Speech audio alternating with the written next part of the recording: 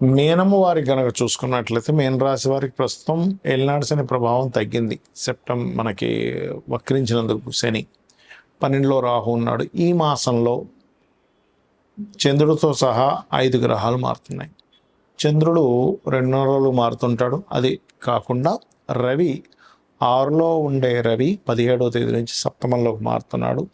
అదే 6వ భావంలో బుధకేతువులు కూడా ఉన్నారు కాబట్టి ఆయన 7వ తేదీ నుంచి మారుతున్నాడు. ఇంతకాలం సప్తమంలో నీచబడి ఉన్నటువంటి శుక్రుడు అష్టమంలోకి మారుతున్నాడు.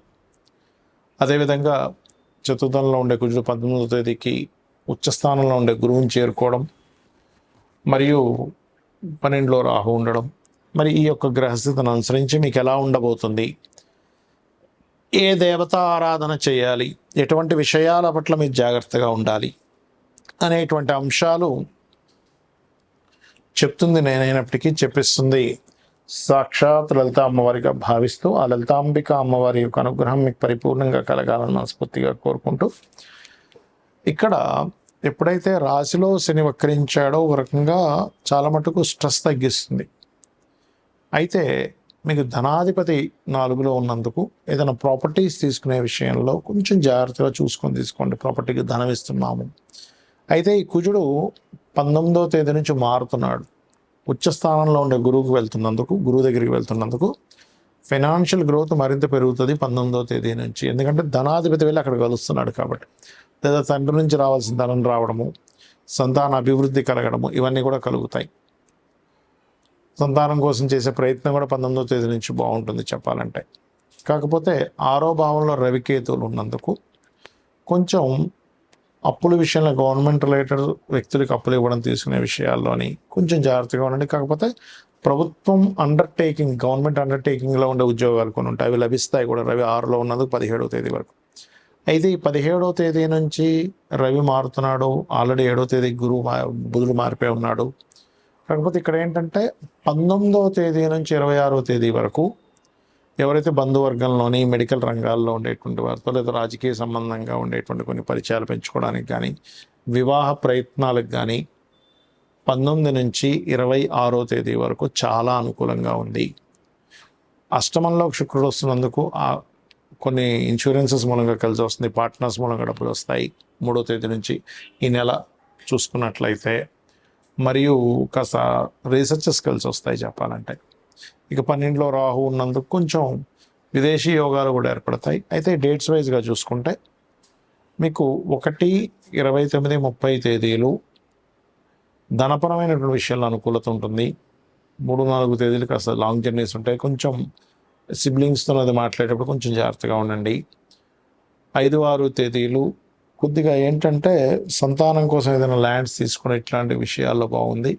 కాకపోతే కొంచెం వాహనం మీద వెళ్ళేటప్పుడు కొద్దిగా స్లోగా వెళ్ళండి. బట్ డోంట్ వరీ, ప్రాపర్టీ యోగం కూడా ఉంటుంది అక్కడ.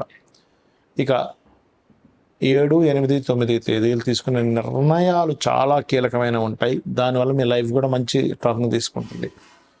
10, 11 తేదీలు అప్పులు ఇవ్వడం తీసుకోవడం, హెల్త్ విషయంలో జాగ్రత్తగా ఉండండి. 14, 15 తేదీల్లో ముఖ్యంగా మీరు ఇక్కడ కొంచెం మీ సంతానము వాహనం మీద వెళ్ళేటప్పుడు స్లోగా వెళ్ళమని చెప్పండి. కాకపోతే కొన్ని ఇన్సూరెన్సెస్ మూలంగా కూడా కలిసి వస్తుంది, కొంత రీసెర్చెస్ మూలంగా కూడా. 24, 25 తేదీలు ఎటువంటి ఇన్వెస్ట్మెంట్స్ చేయకూడదు. 26, 27, 28 తేదీలు పర్టికులర్గా మీరు, అంటే ఇది కొంచెం ప్రయాణ సూచనలు చూపిస్తుంది, బట్ కొంతవరకు బెనిఫిట్స్ కూడా ఉంటాయి దీనివల్ల. ఇక మీరు నిత్యము చేయవలసిన దేవతారాధన దక్షిణామూర్తి యొక్క ఆరాధన, రాజరాజేశ్వరి అమ్మవారి యొక్క ఆరాధన చేయండి, అనే విధాలు బాగుంటుంది. చాలామంది నన్ను అడుగుతున్న ప్రశ్న ఏమిటంటే అసలు జాతకం ఎప్పుడు చూపించుకోవాలి, వాస్తు ఎప్పుడు చూపించుకోవాలి, రెండిటికి క్లారిటీ ఇస్తానని మీకు. జాతకం పుట్టగానే చూపిస్తారండి. చాలామంది ఏంటంటే అమ్మో 12 ఏళ్ళ వరకు చూపించకూడదు, 8 ఏళ్ళ వరకు చూపించకూడదు అంటారు. ఎందుకంటే అది బాలారిష్టాలు ఉంటాయి. చూసిన ఆస్ట్రాలజర్ ఎవరైతే ఉంటారో దైవజ్ఞుడు, అతనికి ఆ దోషం అంటుకుంటుందనే భయంతో చూడరు. కానీ ఉపాసన చేస్తూ ఉన్నట్లయితే భారం మొత్తం అమ్మవారి మీద వేసి అమ్మవారు చూపిస్తుంది, అమ్మవారు పలికిస్తుంది అన్నప్పుడు ఇబ్బంది ఏమీ ఉండదు. గుర్తుపెట్టుకోండి. ఉపాసన చేయాలి, అనుష్ఠానం చేయాలి. రోజు కనీసం 2-3 గంటల సేపు జపంలో కూర్చోవాలి. గాయత్రి కానీ మీ ఇష్టదేవత కానీ చేసుకుంటే ఇబ్బంది ఉండదు. ఇక రెండవ విషయం ఏంటంటే అసలు చిన్నప్పుడు చూస్తేనేగా ఏ దోషం ఉంది ఏంటని చేసేది. రైట్, ఇక జనరల్గా చిన్నప్పుడు పక్క పెట్టేస్తే అసలు ఎప్పుడెప్పుడు చూసుకోవాలి జాతకాన్ని. మీకు మహాదశ మారుతూ ఉంటుంది, గుర్తుపెట్టుకోండి. అంటే మనకి పుట్టినప్పటి నుంచి ఉదాహరణకు అశ్విని నక్షత్రంలో పుట్టాం, కేతు మహాదశ 7 ఏళ్ళు ఉంది. 7 ఏళ్ళ తర్వాత శుక్ర మహాదశకు 20 ఏళ్ళు ఉంటుంది. అలా మహాదశ మారేటప్పుడు ఖచ్చితంగా చూపించుకోవాలి. ఎందుకంటే ఒక దశ మారేటప్పుడు లేదా అంతర్దశలు మారేటప్పుడు కూడా చూపించుకోవడం మంచిది. మనకి ఆలోచన విధానము, మనం చేసే యాక్టివిటీస్లో ఖచ్చితంగా మార్పులు ఉంటాయి అక్కడ. అంటే అప్పటి వరకు బాగానే ఉన్న వ్యక్తి అప్పుడే నేను విదేశాలకు వెళ్ళాలనుకుంటాడు, లేకపోతే అప్పటి వరకు అసలు నాకు వివాహమే వద్దన్న వ్యక్తి వివాహం చేసుకుందాం అనిపిస్తుంది, లేదా వివాహం వద్దనిపిస్తూ ఉంటుంది, లేదా సడన్గా ఆల్ ఆఫ్ సడన్గా ఒక వ్యాపారం చేద్దాం అనిపిస్తూ ఉంటుంది, ఒక షేర్ మార్కెట్ చేద్దాం అనిపిస్తూ ఉంటుంది. ఎందుకంటే గ్రహం జీవుణ్ణి ప్రేరేపిస్తుంది. గ్రహం యొక్క ప్రేరేపణ వలన ఆ జీవుడికి, అది స్త్రీ కావచ్చు పురుషుడు కావచ్చు, వారికి ఆలోచన వస్తుంది. ఆ ఆలోచన మీకు పాజిటివ్ వైపు వెళ్ళే ఆలోచన, నెగిటివ్ వైపు వెళ్ళే ఆలోచన. ఎందుకంటే ఒక వ్యక్తి ఇంటి నుంచి వెళ్ళిపోయిన సినిమా ఫీల్డ్లోకి వెళ్ళిపోవాలని హైదరాబాద్కు మెడ్రాస్కు వెళ్ళిపోయి సూపర్ స్టార్ అయిన వ్యక్తి ఉన్నాడు, ఎందుకు పనికి రాకుండా వ్యసనాల బారిన పడ్డ వాళ్ళు ఉన్నారు. కాబట్టి ఇక్కడ పర్టికులర్గా ఏంటంటే ఈ విషయంలో ఎప్పుడైనా గుర్తుపెట్టుకోండి, గ్రహం మారినందుకు ఎటువంటి రిజల్ట్స్ ఇస్తుంది అనే దాన్ని బట్టి మహాదశ అంతర్దశ అన్నప్పుడు ఒకటి చూపించుకోవాలి.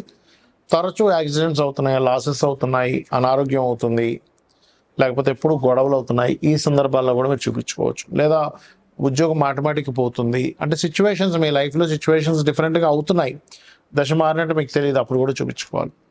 అదేవిధంగా ఇల్లు మారేటువంటి విషయాల్లో గృహం మారుతున్నాము, గృహం మారేటప్పుడు కూడా మంచి గృహంలోకి వెళ్ళడం చాలా ముఖ్యం. ఎందుకంటే వాస్తు జాతకం ఎలా పనిచేస్తుంది, వాస్తు కూడా అంతే బ్రహ్మాండంగా పనిచేస్తుంది, గుర్తుపెట్టుకోండి.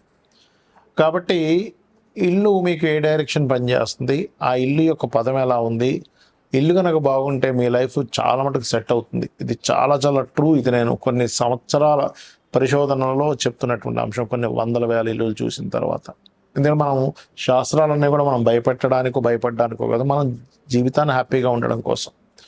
ఇక రెండో విషయం ఏంటంటే, ఇక్కడ సొంతిల్లు కట్టుకునేటప్పుడు కట్టుకున్న సమయం నుంచే చక్కటి ప్లానింగ్, అంటే వాస్తుపరంగా పరిపూర్ణంగా ఉండే ప్లానింగు, అందులో పర్ఫెక్ట్గా డోర్ పదం ఎక్కడ పెట్టాలి, ఎక్కడ వాష్రూమ్స్ ఉండాలి, ఎక్కడ ఎటువంటి యాక్టివిటీస్ చేయాలి, ఇంట్లో ఎటువంటి రంగులు వేసుకోవాలి, అన్నీ కూడా వస్తాయి వాస్తు ప్లానింగ్లో. ఆ రకంగా మీరు ప్లానింగ్ చేసుకుంటే ఇంకా బాగుంటుంది. ఆ రకంగా ప్లాన్స్ కూడా ఇవ్వడం జరుగుతూ ఉంటుంది. అయితే ఇక్కడ ఇల్లు అద్దిల్లు అయినప్పుడు ఎలాగా అని సందేహం కలుగుతుంది చాలామందికి. అద్దింట్లో కూడా ఎటువంటి మార్పులు చేయకుండా, అంటే ఏదో పగలగొట్టకుండా తీసేయకుండా కూడా చేయవచ్చు, గుర్తుపెట్టుకోండి. అద్దె ఇంట్లో కూడా అంటే వాస్తు అంటే ఎంతసేపు దీన్ని మొత్తం కూల్చేయాలంటే మనం అద్దెంట్లో ఎక్కడ కుదురుతుంది అనుకుంటూ ఉంటారు. కానీ అద్దెంట్లో కూడా రంగుల ద్వారానో, వస్తువులు పెట్టుకునే అమరికలో తేడా ఉండడం వల్ల చిన్న ఇప్పుడు బ్లాకర్స్ అంటూ ఉంటారు, లేకపోతే చిన్న మెటల్స్తో కొన్ని రెమెడీస్ చేస్తాం వాష్రూమ్ ఉండకూడని ప్రదేశంలో ఉన్నప్పుడు. ఆ రకంగా కూడా మీరు చేసుకోవచ్చు. అయితే ఇవన్నీ నాకు తెలియవండి, నాకు జాతకం లేదు. సరే, వాస్తు అంటే మనం వాస్తు చూస్తాం, జాతకం లేదు, అప్పుడు ఏం చేయాలి? నిత్యము దీపారాధన అలవాటు చేసుకోండి, ఉదయం సాయంత్రం. నిత్యము మీ ఇంటి దగ్గర లేదని ఆలయం ఉన్నట్లయితే వెళ్ళండి. మీకు జాతకంలో ఎటువంటి మహాదశ నడుస్తున్నా, ఎటువంటి అంతర్దశ నడుస్తున్నా ఖచ్చితంగా బాగుంటుంది. హ్యాపీగా అయితే ఉంటారు. కోట్లు సంపాదించకపోయినా ప్రశాంతంగా ఉంటారు, ఆనందంగా ఉంటారు. ఎందుకంటే ఎన్ని కోట్లు సంపాదించినా కూడా ఆనందం లేకపోతే వేస్ట్. కాంతారా మూవీ చూశారుగా, కాంతారా మూవీలో ఏంటి, ఆనందం కోసం రాజు బయలుదేరుతాడు. ఒక రాయిని చూసినప్పుడు ఆనందం కలుగుతుంది. అలా ఏంటంటే మీకు నిత్యము లలిత చదువుకోవడం, వినడం. జాతకం తెలియదండి, నాకేం చేయాలో అర్థం కావట్లేదు, అమ్మవారే మనకు దారిని చూపిస్తుంది. నువ్వు వెళ్ళే తప్పు, ఈ రూట్లో వెళ్ళకు, ఇబ్బంది వస్తుంది, షేర్ మార్కెట్లోకి వెళ్ళకు, లేకపోతే షేర్ మార్కెట్లోకి వెళ్ళు, బాగుండేది ఉంటుంది, పాడైపోయి ఉంటాయి వాళ్ళ జాతకాలను బట్టి. నీచభంగ రాజయోగాలు ఉన్నాయి, అద్భుతంగా కలిసి వస్తున్నాయి. విపరీత రాజయోగాలు ఉన్నాయి, అద్భుతంగా కలిసి వస్తున్నాయి. పంచమహాపురుష యోగాలు ఉన్నాయి, కొంతవరకు సపోర్ట్ చేస్తుంది జాతకాన్ని. ఆ రకంగా జన్మజాతకంలో అసలు ఏ దోషం ఉంది, ఏ యోగం ఉంది, ఎప్పుడు ఏది మనల్ని ప్రేరేపిస్తూ యాక్టివ్ చేస్తుంది అనే విషయాన్ని మనం జాతకం ద్వారా తెలుసుకుంటూ ఉండాలి. శ్రీమాత్రే నమః.